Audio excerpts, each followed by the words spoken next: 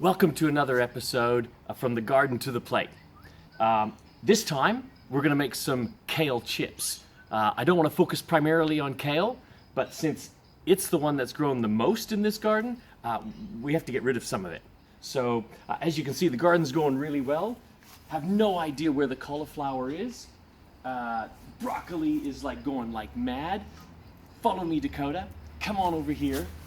Now, as you can see from the last video, if you haven't checked out the last video, this plant was the one that we took the most kale from. And as you can see, it's just gone ballistic, it's gone high. There's no kale down here, but all these new eye leaves have continued to sprout. So we're gonna take some kale from the other kale plants around it and see if we can't make some kale chips.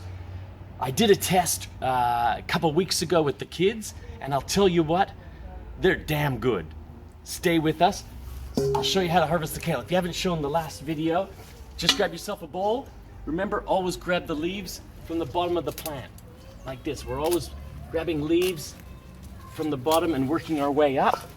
And of course, later on, we're gonna be discarding all the discolored leaves. But again, we wanna get rid of those leaves so they don't inhibit the growth of the good leaves that remain. Thanks very much to Gil and Juju for my new gnome.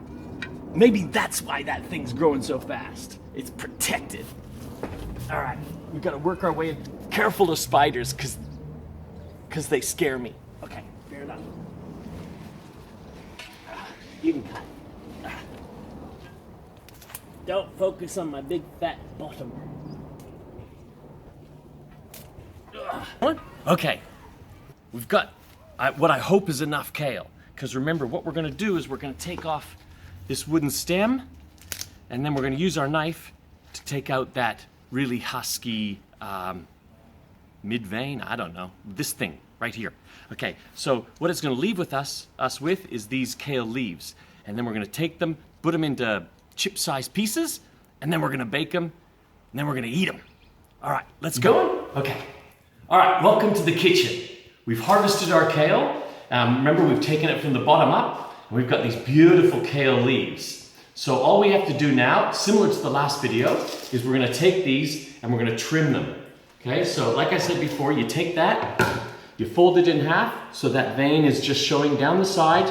Take our knife, ease in, and then come down, and we've got a nice kale leaf. I'm just gonna throw it here for now.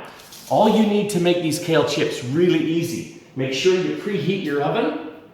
And in the tests that I've run, it's much better to run the oven at a lower temperature for a little bit longer. What you want to avoid, these are quite delicate, these leaves in the oven, you want to avoid burning the edges. So what you want to do is turn it to 160 degrees Celsius. For those of you in Canada, use Google, work it out. Okay, so, but then you put them in for about 10 minutes, and then you take them, turn them out, turn them around, and put them back in. So, get your oven ready while you're doing the rest of this. All you need is some olive oil, virgin olive oil from Ugly Olives, I don't know, some baking paper, a couple of cookie sheets. This is just to put the oil on the kale, and then whatever spices you want. I've got a daughter who hates chili, so I'm gonna make 2 lots today. I'm gonna put some garlic salt with 50% less sodium, because I can't have salt. I'm gonna have garlic salt on that. And to the other batch, we're gonna add a little bit of cayenne pepper. Cayenne. Okay, cayenne pepper. You say potato, whatever. Okay, but this stuff will blow your head off, like literally. So be careful. So I'm just gonna take some more of these, show you what I'm doing here. Take that off, fold it in half, take that, and run it down the spine. Just build yourself a little bit of nest of kale.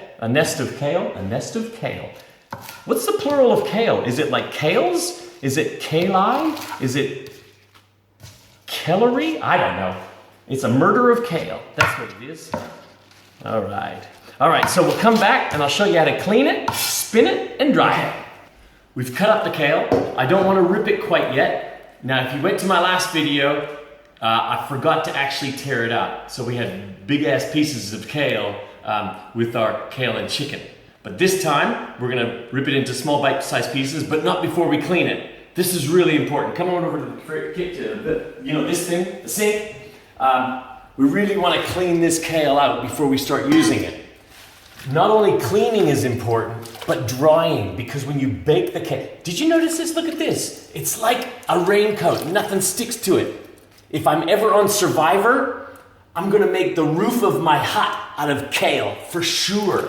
Anyways, okay, so you wanna get all the spider poo out of it, and just rinse it off, just give it a really good wash, but even more important, we wanna dry it, because when we bake it, we don't want to steam it, because steaming it's gonna make it go soft. We want crunchy, chippy tasting kale chips. So, the best thing about this is if you've got little kids, this is where you bring them into the kitchen, because they absolutely love one of these things. If you don't have a salad spinner, get one. They're awesome, and they're really fun to use. Okay, so you take little bits of it. You wanna make sure you don't just chuck the whole thing in there. Chuck a little bit of it at a time in there. Whack the top on, hold it down, and get the kids to do this a lot. And then just watch it go. And that's gonna take all that extra moisture off the kale. Whack it out, put it in your bowl, and then we're gonna put it out to dry.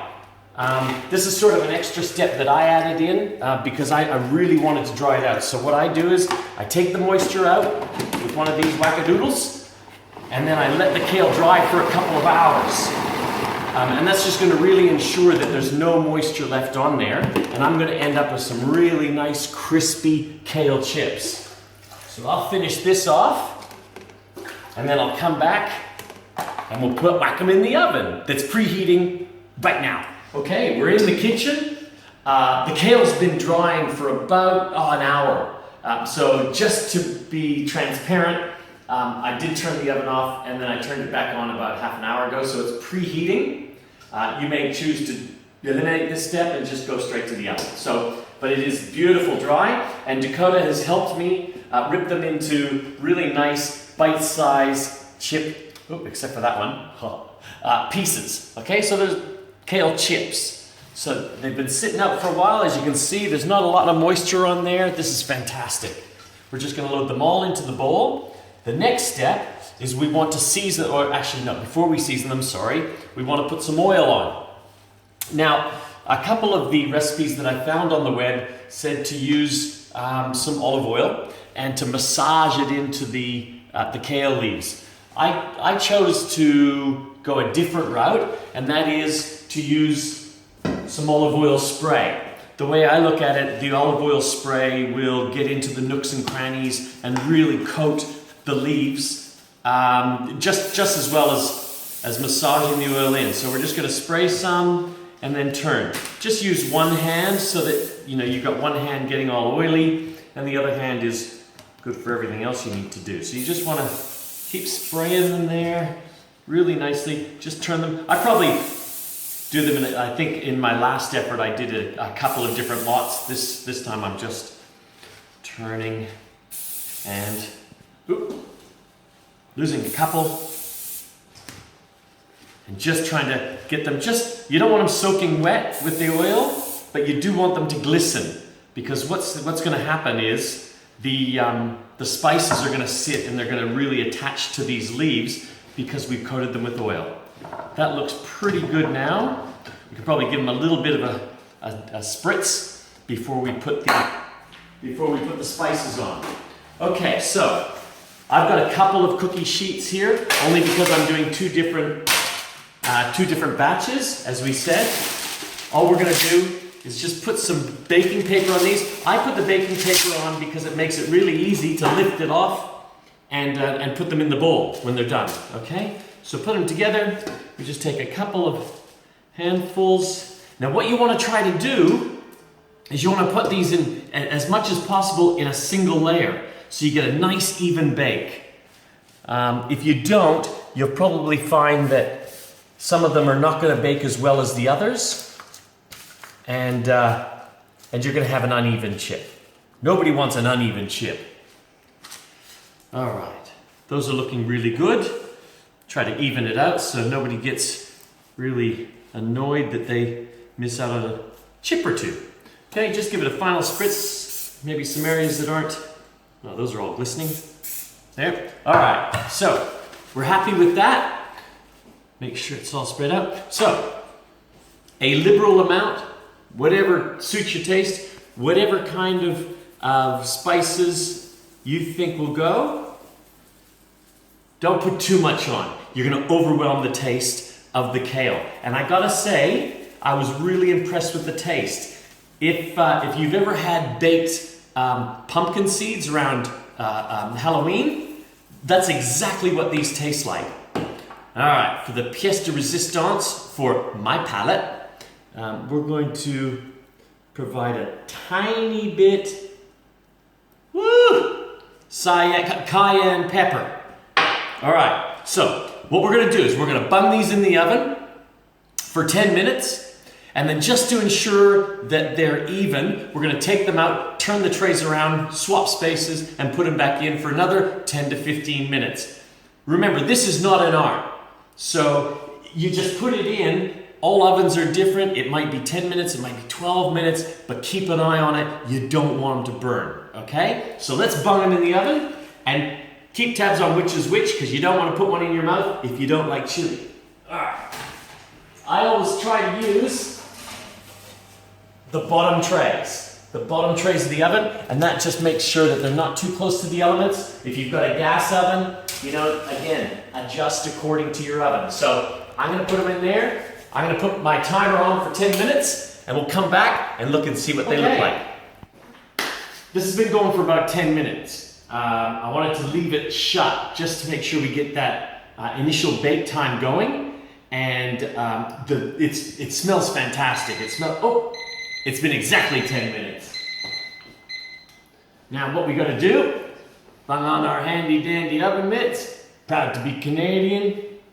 Okay, and we're just gonna look in here. Oh, okay, don't put your face too close to the oven when you open it. But as you can see, they're really starting to green up and dry up. So all we wanna do is turn them around, and what I'm gonna do, because I'm making the two lots, I expect the ones on the top will probably go a little bit quicker than the ones on the bottom. So I'm gonna turn them around and put them back in the oven. Just to try to get that nice even cook. We're gonna do that. We're gonna set the timer for another 10 minutes. If they're not done after that, we'll just kind of keep an eye on them. Probably I expect 10 to 15 minutes at that setting, and then we'll come on back. These have been going for about 12 to 15 minutes, and I think they're ready. Let's check. Ooh, woo, that's warm. All right.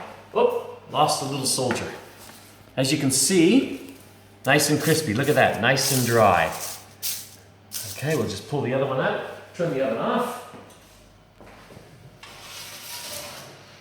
And I seriously can't remember which one is which. All right, so like I said, nice and easy with the wax paper. Just grab it like this and just put them in your serving bowl, being careful not to burn yourself. Perfect. Okay, and the next one, I think this is a spicy one. I can see the red.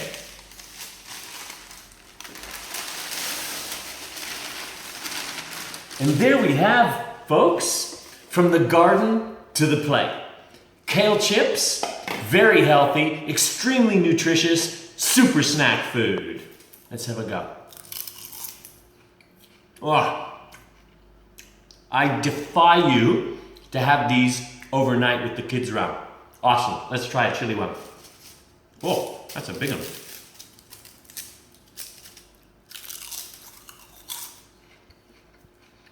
Oh. Okay. Pepper sparingly. Awesome. Thanks.